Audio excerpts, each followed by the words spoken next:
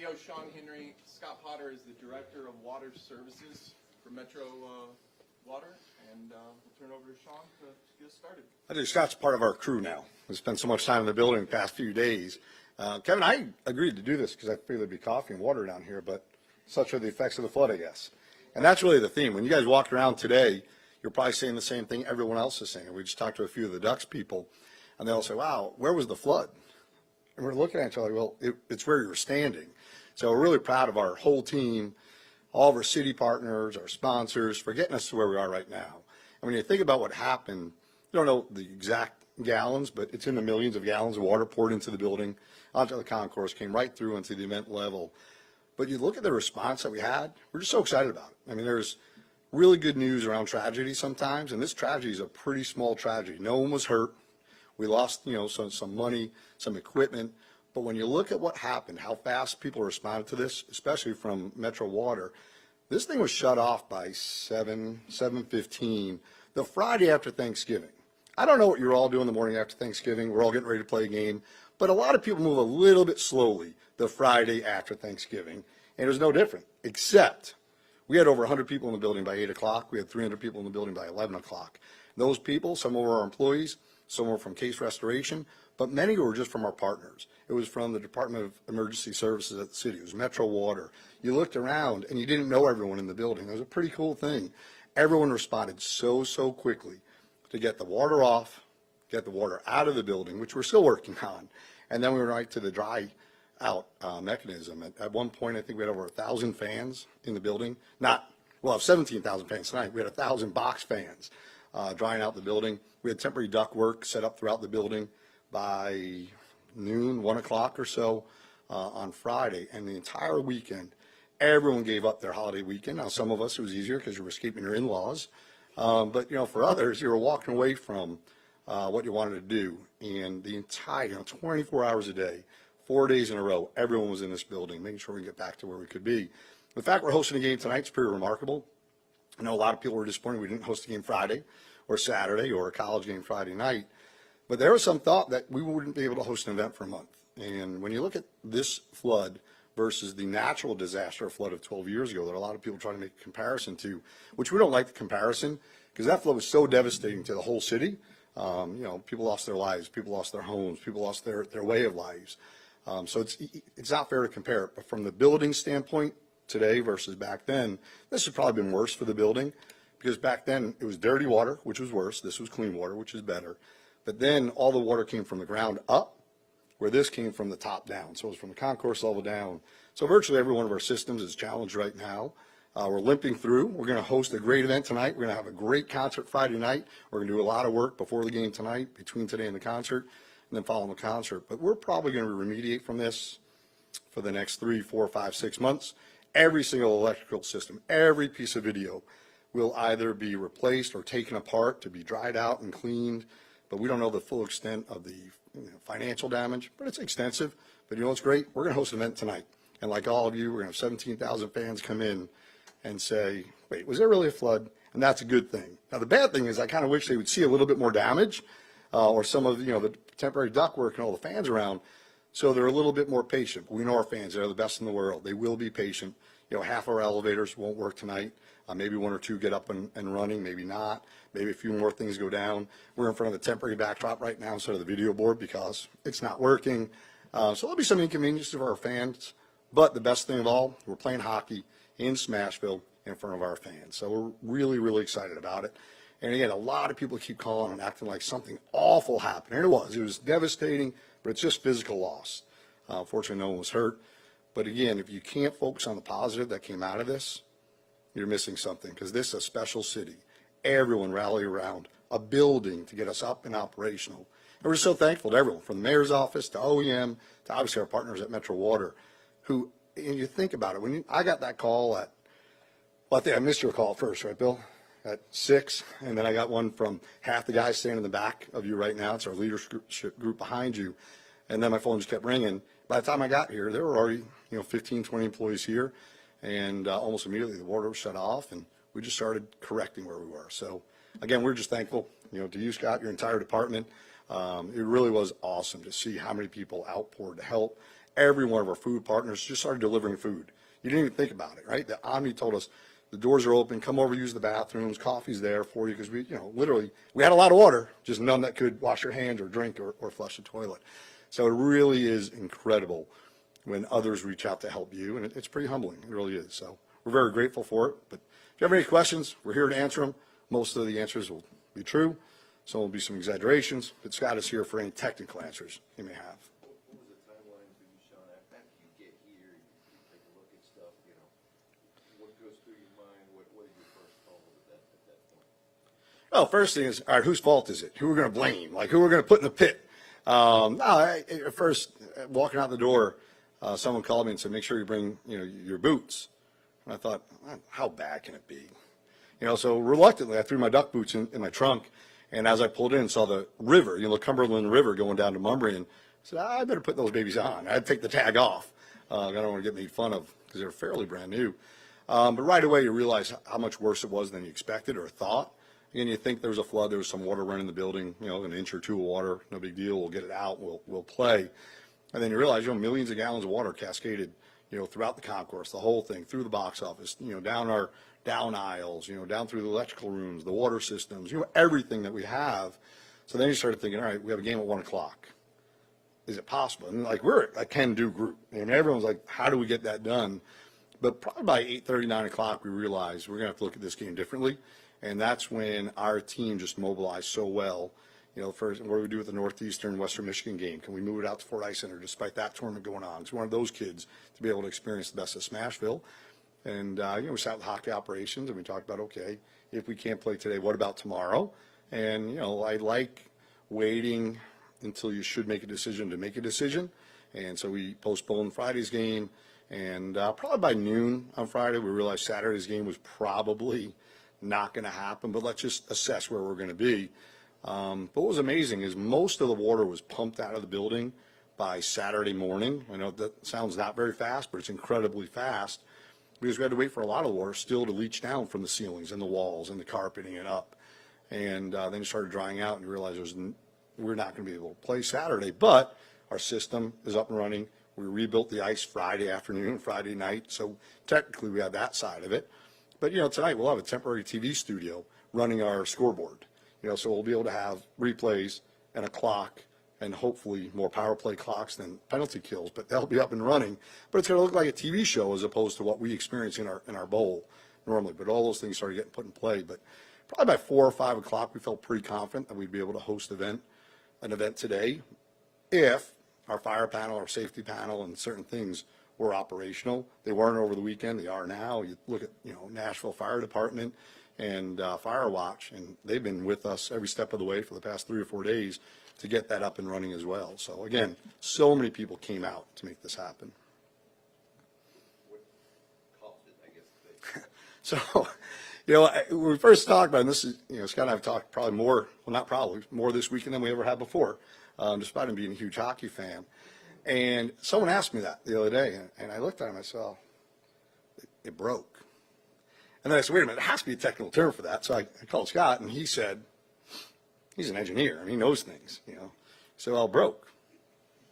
And then somebody called me and said, well, it's bound to break, right? It's 25 years old. I mean, the building's 25 years old. All these things are going to start breaking.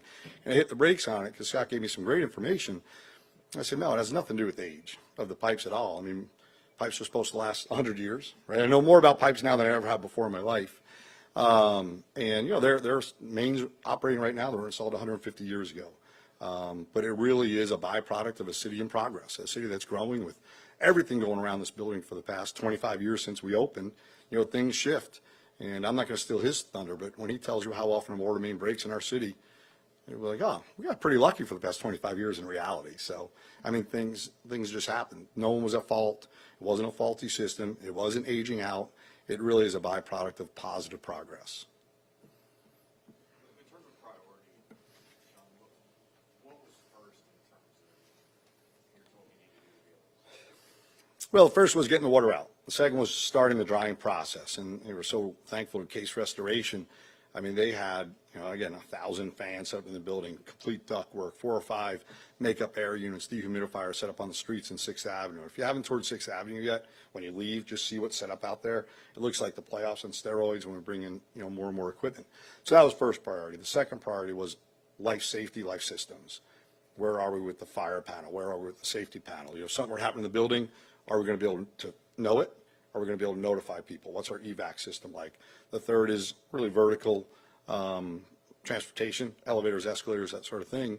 Because if we can't open safely, we won't open. If we can't open safely and take care of our fans that need that type of transportation, then we have to really look at whether or not we could or should open.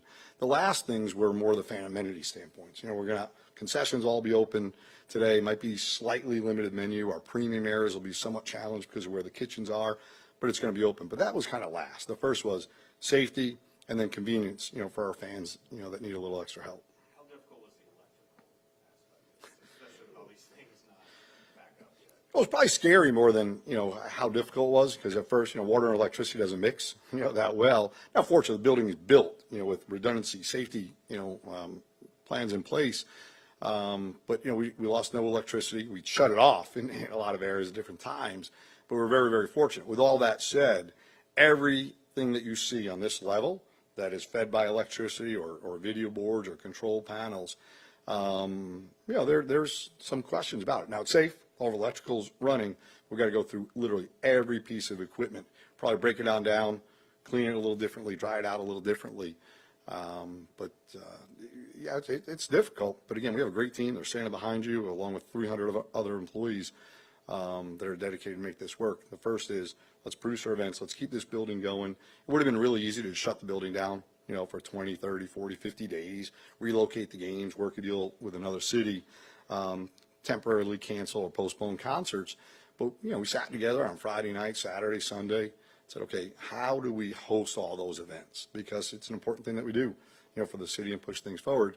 And then you got to talk to every promoter, every agent, every performer to make sure that they feel safe. And it's great that we have a local icon playing here Friday night who happens to be a huge hockey fan too, in Maren Morris.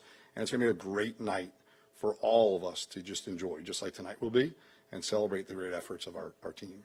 You have the timetable, so as far as, X amount of the building will be completely repaired by so-and-so, until it's basically like it was before, I guess. Probably a little too early to tell exactly on that. Right now when you walk around, you'll notice, most of the cove base and all the walls are taken off. There's holes in every wall to help continue to dry that process out.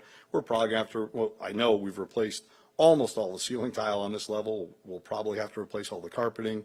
Not all of it, but most of it. So all those things will just have to occur. When you look at our control room for the video board, internally, externally, it's going to take a little longer, and that's why, we'll have a temporary solution between now and whenever that is done. But, you're looking at anywhere from 3 to 6 months, I think, before we sit back and say, okay, we're done with that. What do you say? Water always wins. And we'll find, damage that we didn't even know about, for a period of time. But again, what's really nice is the sheer volume of people that are helping us, find that and resolve it. For fans attending tonight, you mentioned elevators, mission concessions, but is there anything else they should be aware of, hey, this may not be the normal fan experience? Well, what's great about our fan base, we talk about it a lot, we brag about it a lot. Other teams are envious of what we are, and they should be, because we really do have the best fans in the world. So the best part about our fan experience is going to be there tonight. And that's our fans and the passion and the loudness and the irreverence. And ideally, our team gives them a lot of things to get up on their feet about. But no, the biggest thing is, fans are going to see a few things. We love that our fans share with us as often as they do. But, hey, you might have noticed this already. And chances are we will know about everything that we might get notified by from our fans. But I sure hope they continue to do what they do and let us know, hey, I noticed this, might want to be aware of that. But really, outside of the elevators, that's probably the biggest thing. It's going to be a great night for all of us because we should have been together Friday and Saturday, ideally enjoying 2 wins, a bunch of free food, from Frosties to Hardee's Burgers to queso to subs from Penn Station. I got to get every sponsor in there. But we missed it, and we all missed it. Our players missed it, and you'll get a sense when you talk to them after morning skate. our players were excited about this big weekend. Thanksgiving weekend is one of the best weekends of the regular season, especially when playing back-to-back games. For us, it was going to be 48 hours of hockey with the college men's game here, the women's tournament going out at both Fordyce centers, and unfortunately we lost, the main attraction of that with the Preds games.